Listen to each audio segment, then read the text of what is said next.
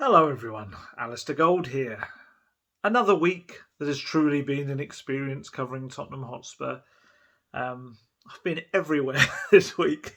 Where have I been? So, to get to the match against NS Mura, I went from Heathrow to Frankfurt in Germany, then to Graz in Austria, then had to get a train across to Maribor for the match in Slovenia.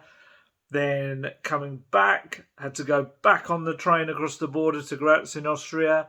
Got a flight to Zurich in Switzerland to then fly back to the UK. Also, within that, those times in Austria are currently in a lockdown. So I went through all of that to cover probably one of the worst matches Tottenham have ever played in Europe. And it actually, the one that kind of stuffed me the most was Burnley. Who would have thought Burnley? Turf Moor was the one that was the biggest issue. If you're not already aware, if you haven't seen my Twitter or my Instagram, public transport trains are absolutely stuffed.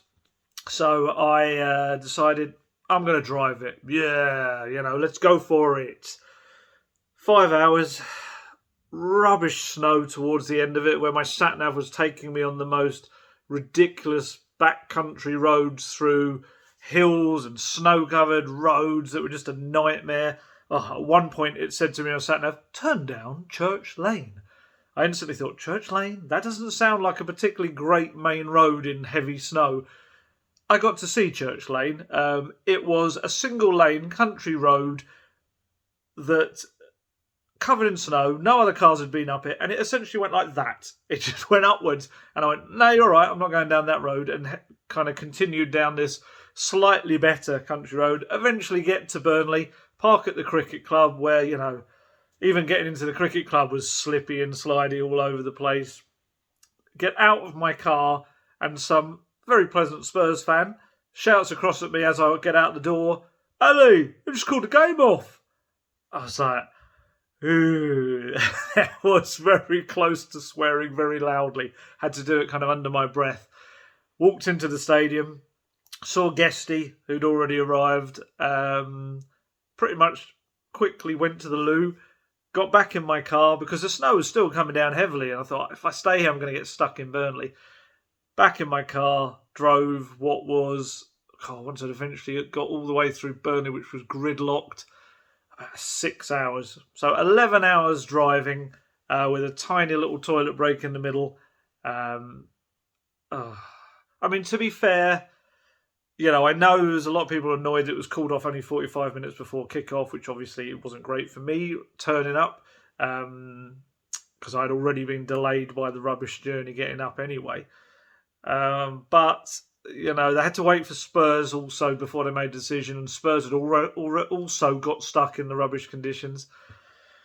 So yeah, it's been one of those weeks. It really has. But there's still absolutely loads to talk about, to be honest, because some good stuff with Conte, including myself out in Mura. Got a really good chance to put some questions to him. Say out in Mura. Technically, it was in Maribor because the game wasn't played in Mura because Mura's, I think, stadium doesn't meet the requirements of UEFA competition.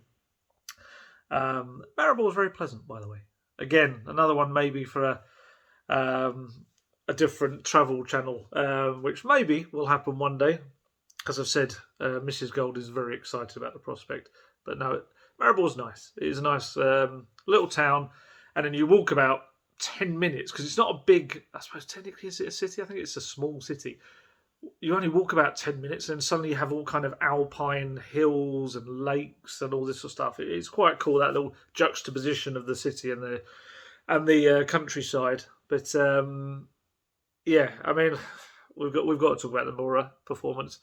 I'm not going to rattle on too much because I've got loads of kind of quite positive stuff I want to talk about Conte about. But in terms of the Mura, it was just a match where I felt so many players utterly stuffed themselves. They really did. They killed themselves really in terms of, I'd even say, a future maybe under Conte. I don't think it's too overly dramatic to say that. I think, I find it's almost, well, it was an embarrassing performance, But it must be embarrassing for the players now. This is how many performances away in Europe have a slightly weakened or second string, whatever you want to call it, team still full of internationals of Tottenham absolutely failed.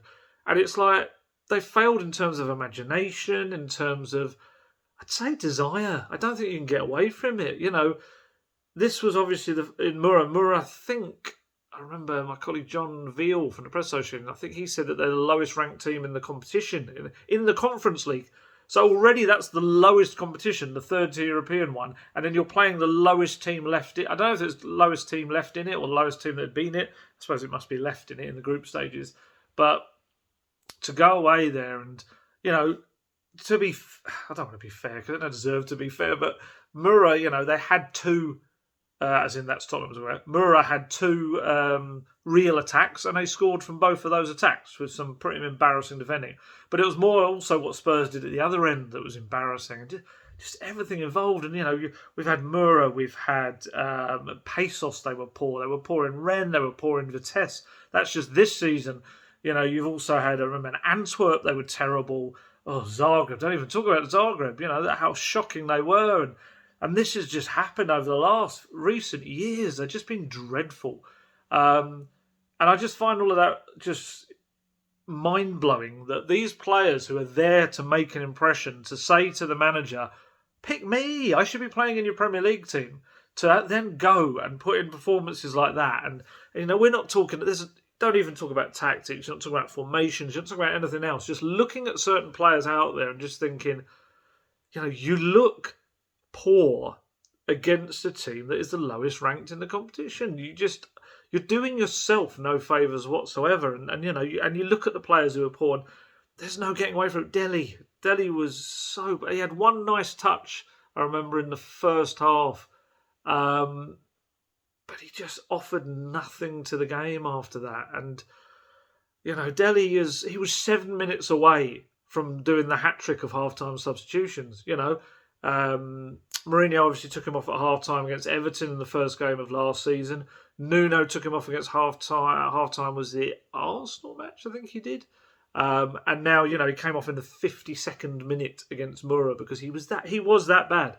He could have no complaints about coming off. He genuinely was so poor. And, I do fear for Dele. I do, because the questions about Dele have been more, I'd say, about how he fits into formations this season. How was he going to fit into Nuno's formation? He ended up playing as part of a midfield three. And then you say the same again when Conte comes in. Where does he fit exactly in that formation? I don't think I'd say there were too many questions about his kind of effort and work rate. He worked incredibly hard in the summer, got himself really fit. And in the games, you can see him really trying hard. Whereas just on Thursday night, there was nothing there. And it was so disappointing because I've been a big Dele fan over the years. And I get that his confidence is probably kind of rock bottom. And I get, he's... maybe we're seeing the final months of or whatever of Dele at Tottenham. I don't know, but just to not give an account of yourself against, I don't want to disrespect Mura, but I can only keep saying the lowest ranked team in the competition, a team that Tottenham should be absolutely flying past. And we saw it at home. They had to bring Kane, Son, and Lucas off the bench to beat them, and because there's similar kind of players not putting in a great performance. So. Yeah, Dele. I don't know where they go from now with Dele and Conte. Something needs to click, otherwise he will end up playing for someone else. And it's who wants to take that chance and trying to reignite him. And I still will always say playing behind Kane is his best role, but I don't think that role is available anymore. So I don't know. Yeah, I was really disappointed with Dele. Sanchez obviously had an absolute shocker. He, first goal, he shot past him like he was on ice. And there was no ice. It was very cold, but there was no ice. He shot right past the player, who then was just like, cheers, mate. Cut inside, curled a shot. Then, I felt Sanchez kind of slightly improved from then on. He dealt much better with kind of what came his way, which admittedly wasn't much. And in those final moments, again, turned inside out like a top. And it was like, it was poor. And again, I think Sanchez has been one who I feel, especially at the start of the season, before that bewildering, isolation he had to do because, he had to go off with Colombia. I say bewildering because it was just all such a mess. But I felt he played well then. He's had a few matches since as well where he's played quite well, but he looked so substandard. He really, really did in Maribor. He was terrible. He really was terrible. And I did feel for Joe Rodon. I did. I felt Joe Rodon just had the look of a man as like, me? You're taking me off? Really? I just, we're going to talk about Joe Rodon later on, but yeah, I felt Sanchez was very lucky.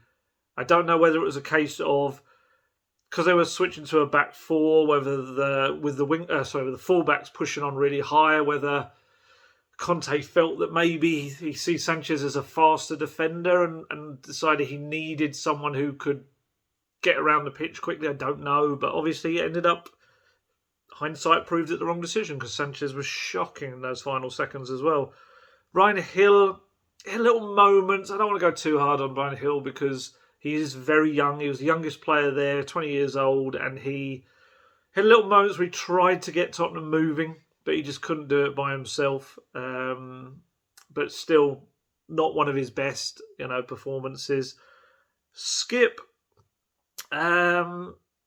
was probably up there with one of the better players. The thing is, with Oliver Skip, which maybe you're not going to get with every player, bare minimum, he's going to give you everything. He is. And he tried, he was in a midfield that was a bit all over the place and he was trying to knit everything together. And I felt he's probably one of the few that's not going to come away with too much criticism. And as we'll see from when we talk about the Burnley lineup that never was, I think Conte saw that as well. On Ndombele, Tongi did a few little things. He looked like there was going to be a little bit of inspiration. It was probably going to come from him. But still, he should be dominating that game. That should be a game that he's absolutely running, and he wasn't able to. Well, I wouldn't say I'd put him in the lower category of players, and how they did. I don't think he was awful. He just could have done more. Who else? Ryan Sessegnon. I felt I'm somewhere between feeling sorry for Ryan Sessegnon and thinking, what a plonker. Because Ryan Sessegnon, I do feel so sorry for him. He's had this long time kind of in and out with hamstring problems, and he's come back. He had praise ringing in his ears from Antonio Conte. Said all big things. He's clearly Conte has a plan for Ryan Sessegnon. He was very much, he's got great potential, so much talent, all of this.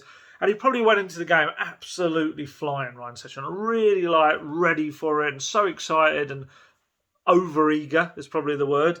And in that opening half an hour, he was flying up and down the left. He was putting himself into challenges. And he just went too far. He did. We've all in life made a dopey decision because we've been over-enthusiastic about something or whatever.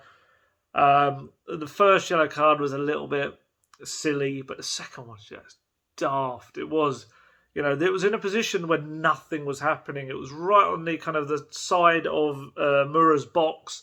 Nothing situation. And he just kept going into this challenge. Because one thing we didn't have in the stadium in Maribor, which was a nice stadium, but it didn't have little replay screens. So we couldn't see. It was very much your first view, that's your only view. And from what I could see, it looked like a silly, needless challenge where he just went in, caught the man, and the ref probably didn't have much option. And I think, judging on the reaction from Twitter, I haven't actually watched the match back because I don't know how to put this. What happened after the match was so more important, in my point of view, to what actually happened in the match. So I might have seen a couple of the goals back. I think I've seen, all 3 goals back, but I haven't kind of analysed individual moments because it was just a stupid match. It really was so stupid. But yeah, Sessegnon, and again, we'll talk about with the lineup with Burnley, how I think Conte has not gone in too hard in him, which I think is a good thing, because I do think it was just a 21-year-old doing something a little bit silly because he was over-enthusiastic. Harry Kane said afterwards that he was absolutely devastated Ryan Sessegnon. And, I noticed some people have said, he hasn't even apologised on social media. There's a part of me that kind of thinks now, is it even worth doing that because of the abuse you're going to get underneath it? It's sad, but I do think a lot of players or their social media teams now are very probably reticent to do stuff like that because it's almost like what you'll get back is worse than if you don't do it.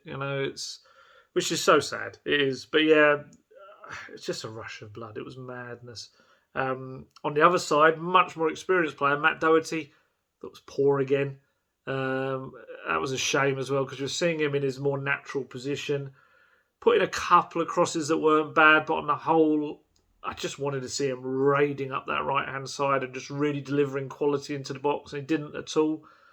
Harry Kane's goal was lovely. It was a really, really nice goal. It was kind of probably the biggest moment of quality, certainly from Tottenham in the game. Mura's first goal was a lovely goal as well. Could Kane have probably done more as well? Maybe. I think he certainly had moments where he was trying to make things happen, and obviously scored the equaliser. But again, Harry Kane against the defence of a team who are lowest ranked in the competition, should he be gobbling up loads of stuff, creating for himself, creating snapshots from distance? Probably. Galini's a funny one. Galini, he might say in his defence that he hasn't had many opportunities to impress or much to deal with. It's a weird one because all three, there were 2 goals, obviously, that went past him and 1 shot that went past him. And all 3 of them, he just watched go by. And that may be really harsh. Again, I haven't... I think I've watched the Mura goals twice. I haven't seen that shot that went past him. And it may well be that he had no chance whatsoever. It may be. But I just find it... I don't know. There's something about it for me, for a goalkeeper who just watches the ball go by him. And when it happens 3 times in a game, I don't know. And his reflex is good. I remember watching the first open training session in the summer after he'd arrived, and his reflexes are incredible. But I just thought it was odd. I don't think he's really covered himself in any glory in the games that he's played in. I think he's made a couple of decent saves. And like I say, he may say that he hasn't had the opportunities to shine. But I don't really feel he's put forward his case to be Lloris's replacement. I think I said this last week in the video. I kind of feel like Lloris is making more of a statement for just staying for another year if Tottenham make that happen or want to make that happen, than Galini really pushing him as his heir. It was a dreadful match. It was such a dreadful match. It was terrible. I feel like I've said that a million times in the last 2 years, but this was honestly just embarrassing. We were kind of talking about there weren't many English journalists, so not many of us made the trip because it was a bit of a tricky one. And obviously there was worries about Austria and getting through there, and even flying into Ljubljana was a difficult one, and across the country, because then that's like a bit of a trek across the country. Spurs were interesting. They went into Ljubljana. They wanted to fly. I think they would have liked to have flown out of Maribor after the match, but Maribor, for some reason, I think can't do night flights at the moment or something. So they all had to bundle into a coach and do the like hour and a half, 2 hours something to Ljubljana to get the flight back in the early hours of the morning.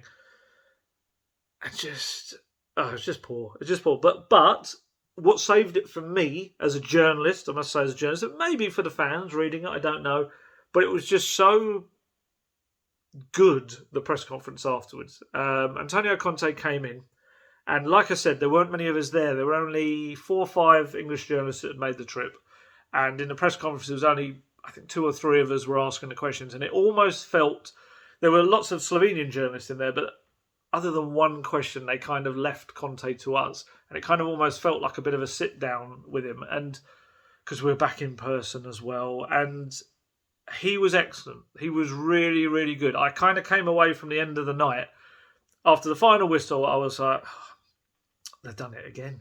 Tottenham Hotspur, it just doesn't change. But after the press conference, I was like, okay, this guy knows what he's doing.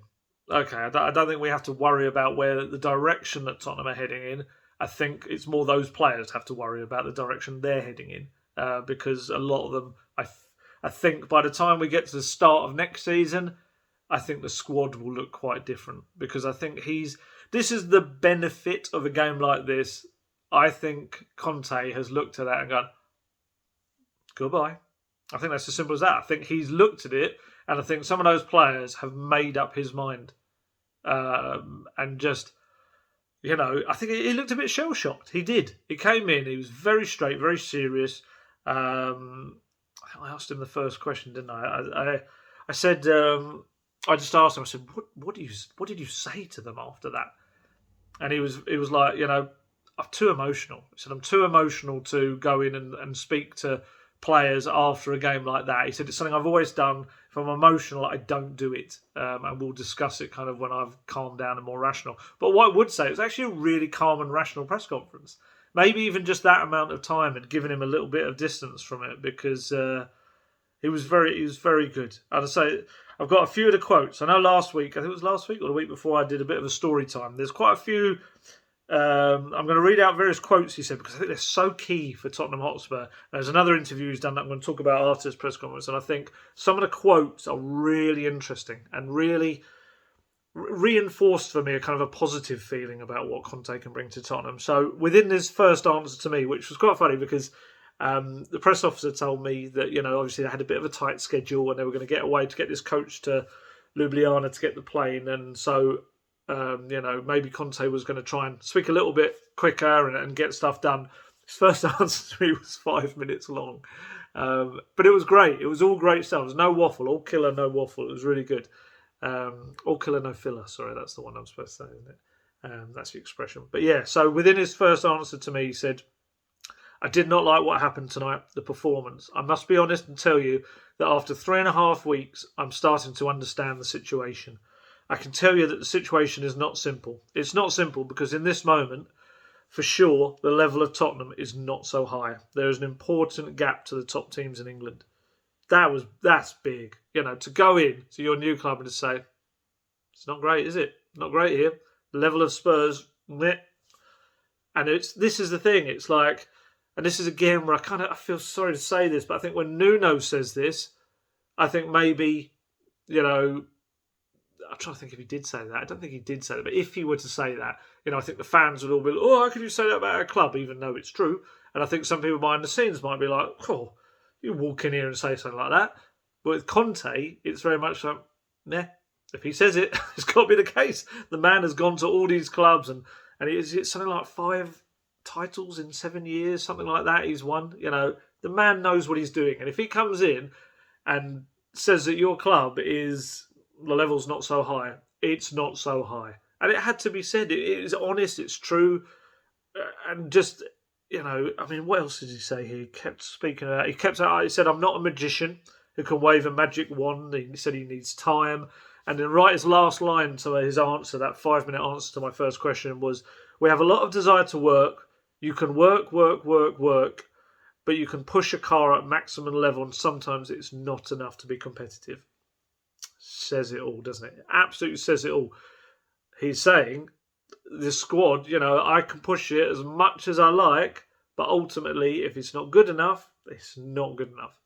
And I think that's really key, because any kind of maybe thoughts within the club that, like he said, he could wave a magic wand, and the squad that has stuttered and failed under previous couple of managers, if they thought, oh, Conte will come in and fix it, he's saying, no.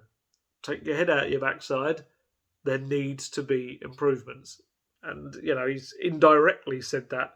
And I think it puts pressure on a January window, which is the most difficult one to do business in. But I think Spurs have to make some kind of changes in that window. They have to provide him with some different options.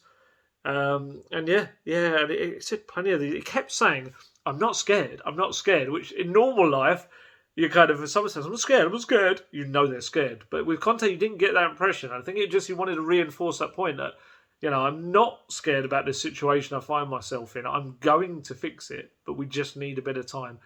And, he's come in mid-season, which is different for him. And I do probably maintain the fact that I think, this season, I don't want to say it's a write-off, because I don't think that's the case at all, but I think it's going to be him settling in. It's going to be him getting to know what he needs. And I just feel like next season, watch out. Because I really think it's like a preview. It's like a teaser for him. It's like an extended pre-season. And the end of it may not be what Tottenham or the fans want. But I think going into his first full season, he will know exactly everything about this club inside out, every player, and he will be fully informed to do what Conte does. What is it? Oh, yeah, when he was talking about the club, he said, I'm here for this because the club decided to change, because there are problems. But the problems, they are problems. I'm here to work, and I'm enthusiastic to work to rebuild an important situation for Tottenham. We need time, but also to do better in everything. Everything. We have to do better in everything.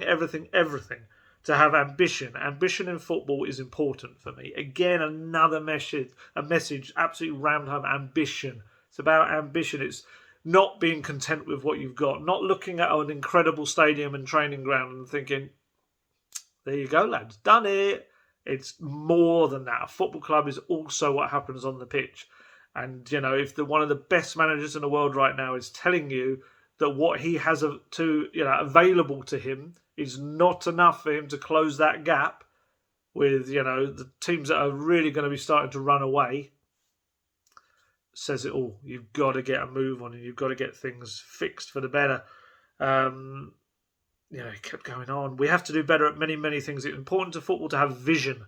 Where are you now? What do you want in the future? And I think to have vision, I'm here to help the club in this aspect. The club is outstanding outside to create a stadium, but now we start from behind.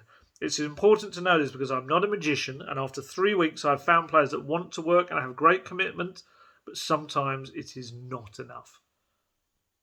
Honestly, I'm reading these quotes out deliberately because it says it all.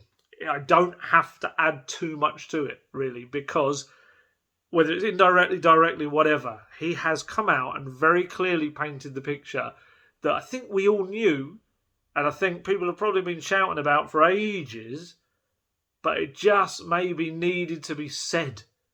It just I do feel like sometimes I've always got the impression from within Spurs that there was this feeling that we just need to make a few little tweaks. The quality's there, and we'll get back to what we need to be doing.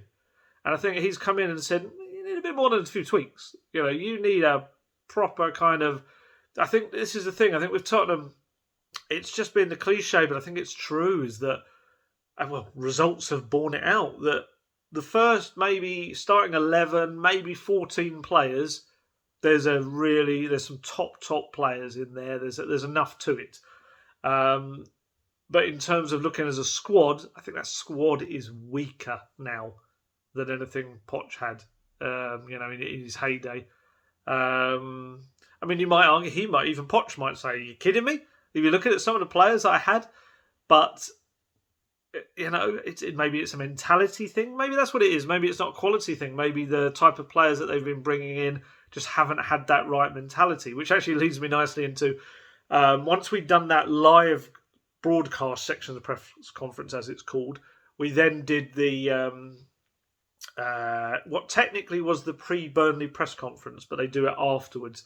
And because he'd spoken so long in the first bit of the press conference, there were only time for 2 questions. So I asked the first one, and I said to him, it's just quite a kind of not a blunt question, but just to the point, really. I just said, look, I know you're saying you're not scared, Antonio, but are you worried, having come into the club now and maybe seen that not enough of the players have that winning mentality that you clearly have? And it was a really interesting. He he paused. He went to kind of say something, and then he paused again. And it was good. If you watch the video of it, he probably pauses for a good maybe 4 or 5 seconds, maybe longer. And you can see he wants to say something, and then he checks himself, and then he kind of comes back again. And he said, what did he say to me? He said, for sure, we need players with the right mentality and with the quality. Players that deserve to play for Tottenham and aspire to be competitive, to fight for this shirt, to win something. For sure, we need this. I'm making my evaluations and then I'll speak with the club, but I'm ready to continue to work in this way. And I thought that said it all. I think that was as close as I could get to a yes. that I think he's come in and thought, ooh, and I think that goes to what I was just saying. Maybe we're not talking about quality. Maybe we're just talking about attitude and mentality. Too many players, perhaps, that have got by on being talented, have got by on their names or reputation or whatever, but actually, when you look at it, haven't won anything, or they haven't won a lot, and they haven't had the career that, justifies maybe their own opinions of themselves. I don't know. But I just thought that was, as I say, all killer, no filler. It was a really interesting answer, and he kind of went on, and he said, what's the other thing he said? He kept going on saying, I'm evaluating the players with my own eyes. Not using TV, video work, not using other people's opinions, my own eyes. And then I'll talk to the club about, essentially, he's talking about, who goes and who stays, really.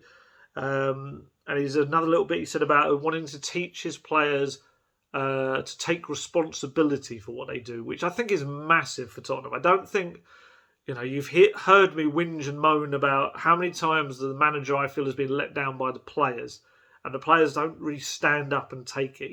There's a cliche that eventually, months down the line, players will go, oh, it's not just down to the manager, we have to look at our own performances. But I feel like in the actual moment, the players don't stand up to be counted. I really don't feel they do. And I think, Spurs have gone through a littered path of managers in recent years where I think the players have let them down a lot of the times. There's other circumstances as well, but if you feel that if those players feel they can hold their heads up high after some of the stuff that's happened in the last 2 to 3 years, that's what I mean. I think that's what Conte's saying about not taking responsibility for your own actions.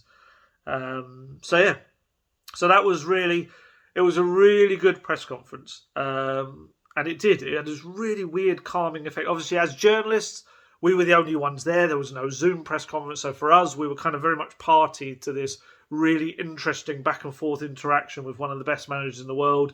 And I just felt in the moment of an utterly dreadful, embarrassing defeat, he was very insightful. And he that for me spoke volumes about the man's ability to extrapolate kind of things from an emotionally charged situation. And I think that's what makes him one of the best, and able to quickly disseminate information. And in a match situation, that must be huge as well.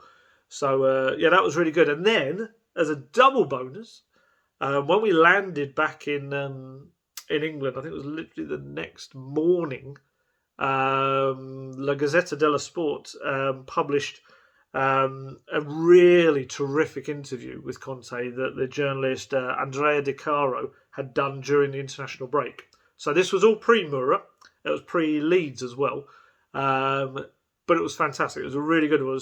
I don't often get jealous as a journalist, especially after having had that really good press conference. But I must admit, this was a real sit down with the manager. Sat in nothing. Looked like probably, by the sounds of it, was sat in his office speaking to him, and it was really good stuff. So more quote reading out, but again, I think it's all really crucial stuff. And this maybe more than the club, maybe there's a bit about the club, but a lot about Conte as well. I think he said it's interesting also as a point out. They said in it that he was living in the Lodge at the time, which is the hotel attached to Hotspur Way, which is an incredible 5-star luxury hotel, which I've actually asked to see if I can get a bit of a tour and do a piece on, because it just sounds incredible. But I understand Conte's now moved out and he is living in central London now, which is better for him. You don't really want to, as lovely as the hotel is, you don't want to be living your life out of a hotel. And I think that's something that Poch is still finding in Paris that isn't quite working. So what did he speak about? Oh yes, of course, he kind of hit back at the claims that he's a manager who needs to spend a lot in all of his clubs, and hey, I'm certainly a person that has pointed that out as well. And he made the very good point that yes, maybe there's been a lot spent on a teams, but also look at the fact that I've hugely developed the players within that club as well, and also how much they've then sold those players for. And he said always, I think his expression was something like, I always make more for the club than I make them spend, or they spend. It was interesting. It was really good. And he said the only player that he's signed that was legitimately he believed was a big money signing was Lukaku at Inter. And he said that was because the owners had a very clear objective, which was to win the title. And I said, well, you will win it if you bring him in. And they did. And that makes sense as well. And a little quote from him about that was, I have often worked with young people to train depreciated athletes or to be rebuilt. Players who have never won until then. All players who have re-evaluated thanks to my work. That's big, if you think about it. That is Tottenham. That is, it's essentially saying those players who want to do it, who want to change, who want to buy into his ethos, he will make them better. And when you hear him get excited about people like Sessegnon, I know he's excited about Skip, and if players like Ndombele buy into it, or whoever, he will make them better. And I think that is exciting for Tottenham. It is. And he spoke about Fabio Paratici. Said the relationship with Fabio is solid. There is great mutual esteem. We have worked together. He knows me. We speak the same language, and I'm not referring only to Italian. And that's another key thing, that these two guys know each other inside out. So when it comes to the January window and the summer one, which I think will be the big window for Tottenham next summer, Paratici knows what Conte requires. He knows the players he requires, and he'll also now be more aware of what the Premier League requires as well. Obviously, there's this stuff going on in Italy about Juventus, and Paratici seems to have been kind of caught up in it.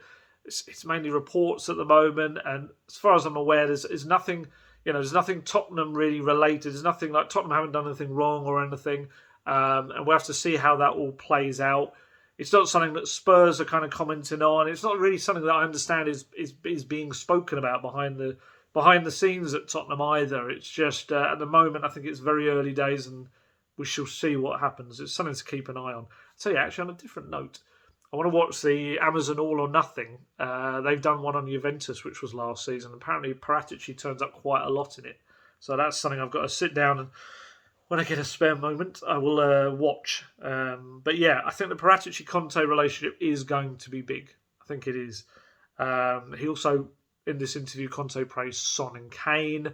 Son, he said, I can't remember what it was. There were three things he said make a top player. And essentially he said Son ticks every one of those three boxes, which is lovely because we kind of heard him talk about Kane, but not so much Son.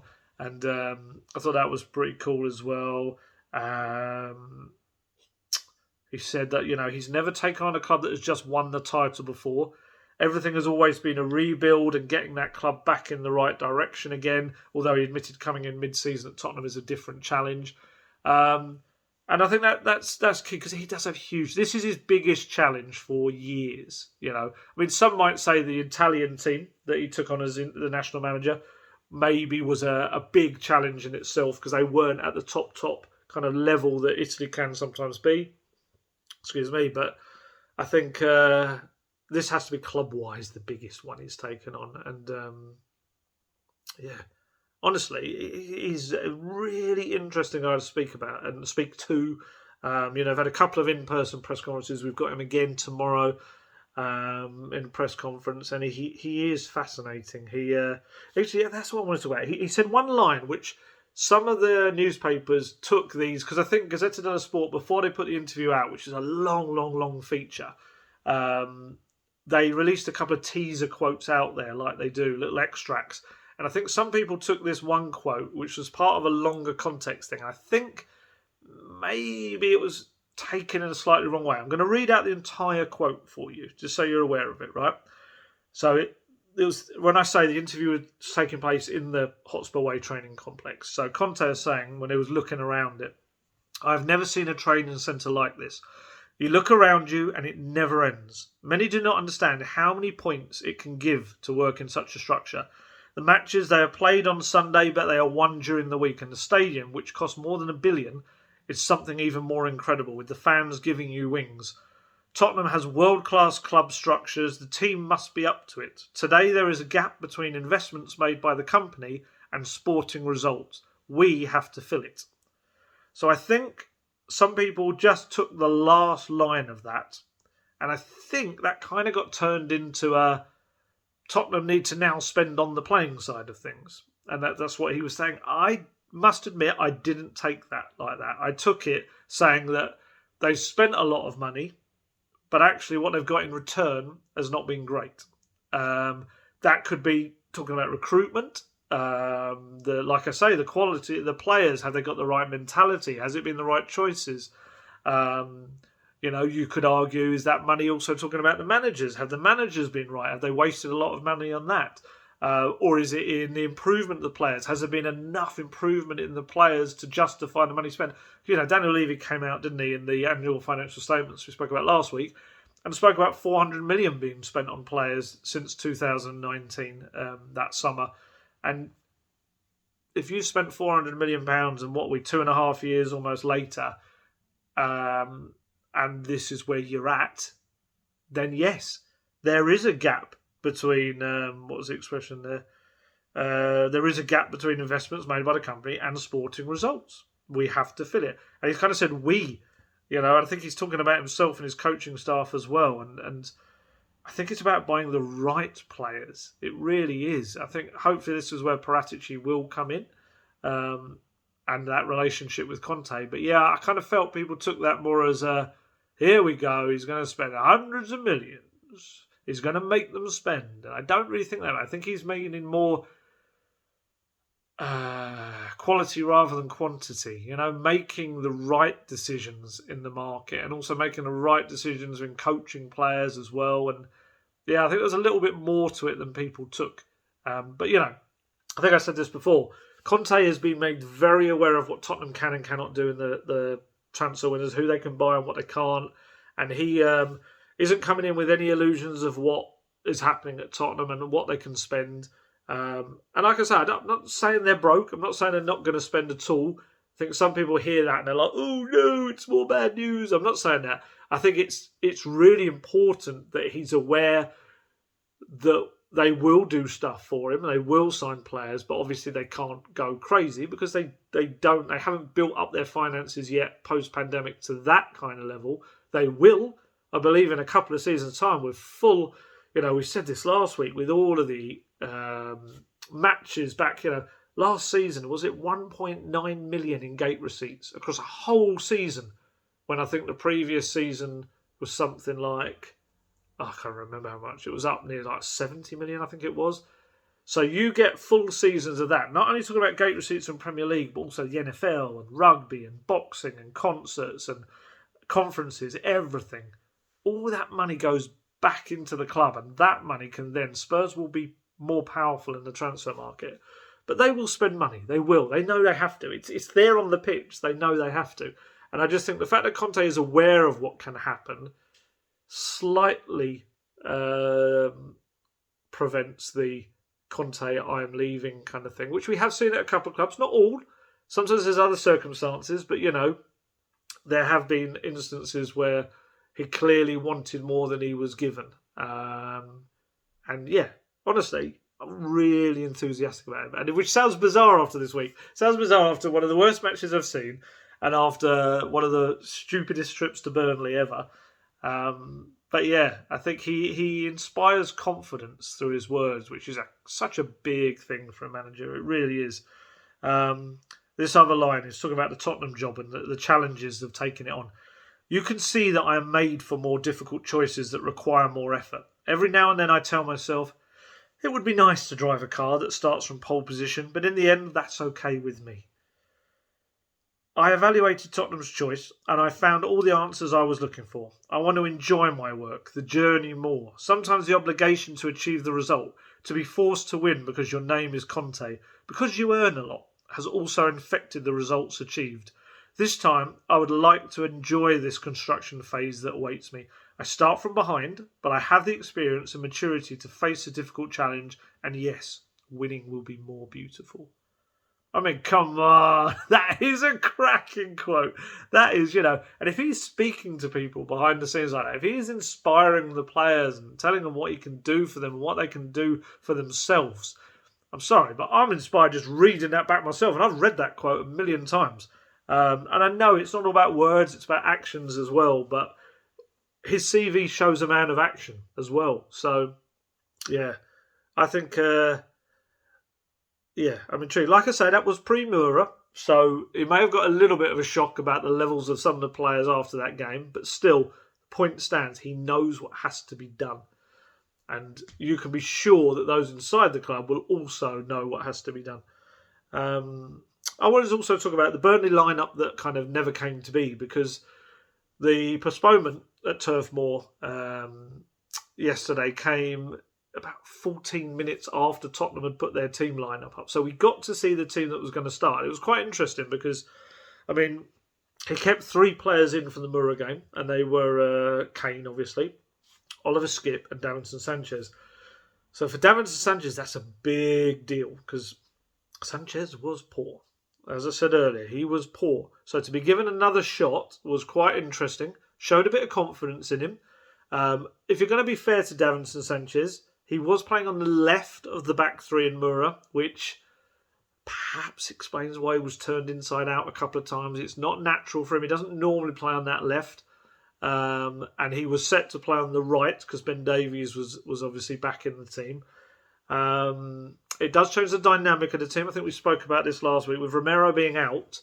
Having Sanchez as your right-sided back 3 maybe goes back to the back 3 dynamic that Conte had at Chelsea, where he only had the left-sided of the 3 was the more attacking one, which was Azpilicueta. I think the right side was Gary Cahill. It was Cahill, Luiz in the centre, who would obviously sometimes go forward as well. And I think this back 3 that he was going to have was more emulating that. You know, you had Davies on the left who can get up and support the attack, as he did a few times against Leeds. You've got Eric Dyer in the middle who can press forward a little bit more and try to play those balls over the top. Not always with success, but he can do it. And then on the right would have been Davinson Sanchez, who would have been the Cahill figure, who would have probably spent more time sitting back.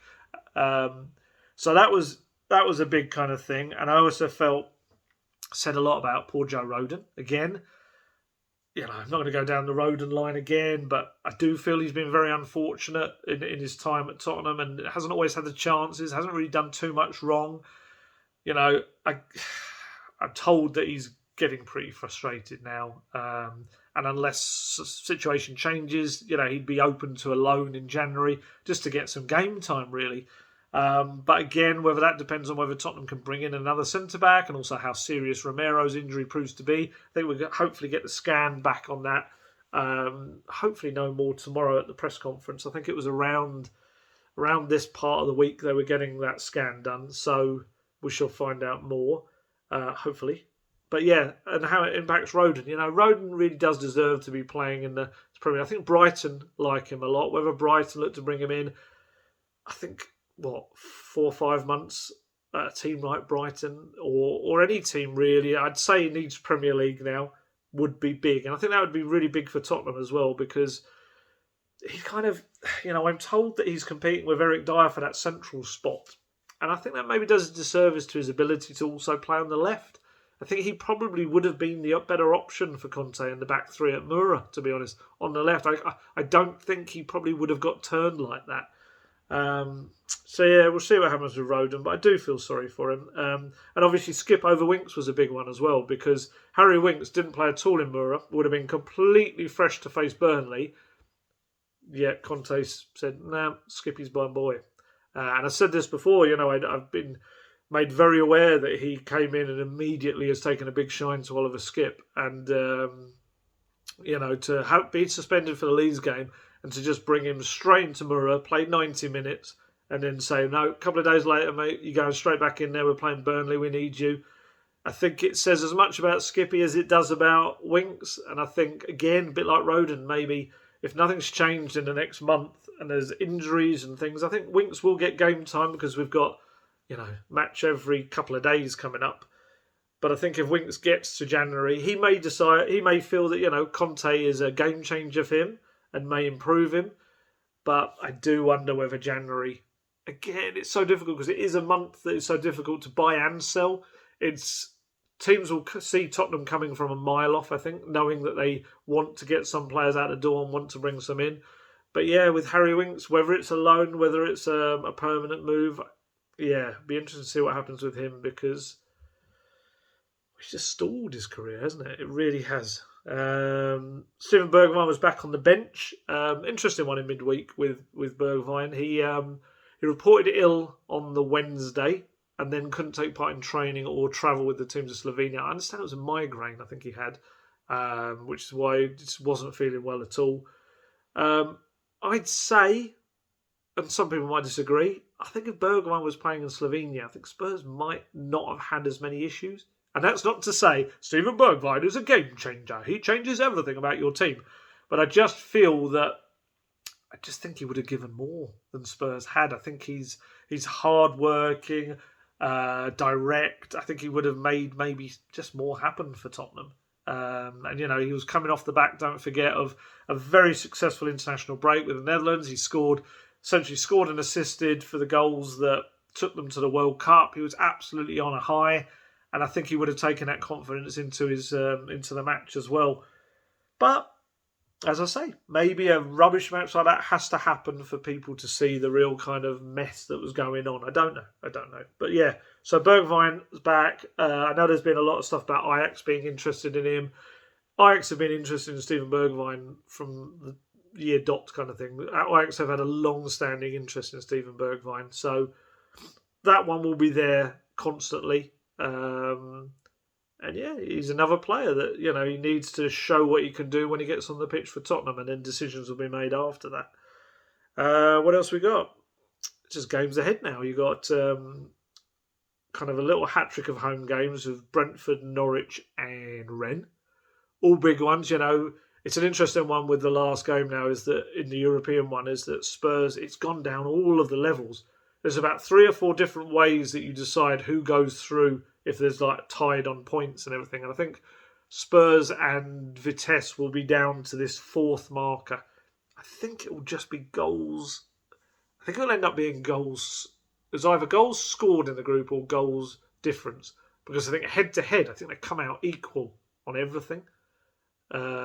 Obviously, I think there is also the fact that obviously if Vitesse, who will be playing Mura, could outscore Tottenham, that could be an issue, I think. I'll kind of look at that in more detail for next week. But yeah, I think Spurs absolutely have to go strong. And they have to score goals in that match. They really do. Brentford's going to be a tough one. Brentford clearly have got a very set style of play. It's doing them well. You know, they've stepped up well into this league. They've got some good players, obviously Tony up front. And that's not going to be easy for Tottenham at all. Norwich, you know, they've had a little bit of a kind of impetus as well with their change in management. So they're not easy, but they are 3 games back at home that Tottenham really should be looking to. They should be looking for all 3 wins, but it's Tottenham, you know, it really is. And then obviously you're leading into trips away to Brighton and Leicester, which won't be easy at all. Leicester starting to slightly find their footing again. Brighton, Spurs have had some difficult games against Brighton as well. So, yeah, some interesting ones coming up. There really are. Just wanted to finish off by, I don't think I've ever done this, but I just wanted to kind of talk about, I got a little gift. I say gift. I got something through the post today, which is, it was already a fantastic book. By, if you've never heard of Julie Welch, you really should. Absolute legend. Not only of journalism, but also Tottenham Hotspur. She's written, so this is going to be backwards because of my camera, but it's the biography of Tottenham Hotspur, which was a fantastic book already, you know, which I think she first wrote in 2012. Honestly, look up about Julie Welch. If you've never heard of her, she is such a kind of a leading light in journalism, since she was, you know, one of the original, maybe even the original. I don't know the exact story, but so I don't want to go into it too much. But certainly a real leading figure of kind of ladies in football journalism, women, like a real pioneering figure. And she's brilliant. She's so fantastic. So the reason that I bring this up, this biography of Tottenham Hotspur, is what was already a fantastic book. Maybe say made worse, I don't know. But I had a couple of interviews with Julie, who is the loveliest person, honestly. It was during the pandemic, we had to do it over Zoom, and we did a couple of interviews. First, pre-Nuno coming in, I think, and then post-Nuno departure. I'm trying to remember. We had a couple of really lovely long chats. She is fantastic. And so what's actually now, I'm absolutely honoured. I really am absolutely honoured. So in the biography of Tottenham Hotspur, which is a book that I think hopefully many people have read, but it's got all of these extra new chapters now. And one of the new chapters, the final actual chapter of the book, is called Alistair's Day Off. And you can imagine, anyone that knows me and knows my stuff knows exactly what that's going to be about. But yeah, I pop up through various chapters. I had a quick read earlier. I'm going to have a proper read of the whole book in the days ahead. But yeah, so I do pop up a fair bit in it, and my thoughts on various things, and Pochettino, and Mourinho, and Nuno, and yeah, it's for any Tottenham fan, it's a terrific kind of resource, whatever you want to call it, a book. It's lovely. So and that's only going on what I've read. I've got the whole book to read, but I know I've had people tell me before what a terrific book the original was anyway. And like I say, whether having me in it now towards the end is a good thing or a bad thing, it remains to be seen. But I'm sure the quality of everything else, Paul Coyte's in there. He gets his own little chapter heading as well. And yeah, so yeah, I'm not really someone that does kind of promoting things and pushing that. Anyone that watches my stuff will know that. I don't even tell you to, listen to me or whatever. I know everyone's always talking about like and subscribe and all these sort of things. It's just not me. You know me. If you want to watch it, fantastic. If you want to listen to this strange bloke on his sofa just chatting away, please do. Enjoy yourself. Or if you just watch it to throw, I don't know, if you're not going to throw darts at your TV, but you know what I mean. If you just want to see a weird bloke be weird for a bit. But yeah, so the fact that I'm kind of saying that is a lovely book is probably more testament to Julie, who is incredible. She really, really is. And it's, that's, it's a book that will have dominated her last, almost a decade now. Probably will be a decade of when she would have been writing it all. And there's so many people she speaks to, fans, people involved with the club, people outside the club, journalists, everything. It is well worth your time. And yeah, coming up to Christmas, hey, honestly, I'm very fortunate I've been sent one, because that's probably something that I probably would have looked at and asked for anyway for Christmas. But yeah, so there you go. So the biography of Tottenham Hotspur, if that is something that floats your boat, and if you're a Spurs fan, it probably will be. And yes, you get a bit of Alistair Gold towards the end. And yes, it does touch upon the fact that lots of stuff seems to happen on days off. But there you go. My life. When I'm not trying to drive through the snow to Burnley. So there you go. Right, we're going to head off there, but hopefully we covered absolutely loads, even in a week that only had the one match a little while back. And yeah, press conference tomorrow, Brentford Thursday, and we keep on going. And like I say, I should be quite negative after the week that was, but I'm not. I'm looking forward because I'm looking forward to what I think Conte can do with this Tottenham. It's going to take a bit of time, but I think they might just get there. Why not? Let's have a bit of hope and optimism. We'll eventually get battered down, as we often do when it comes to Tottenham Hotspur, but hopefully that's not for a while. So yeah, right, I'm going to head off. As always, stay healthy, stay safe, look after yourselves, and I shall catch you later. Goodbye.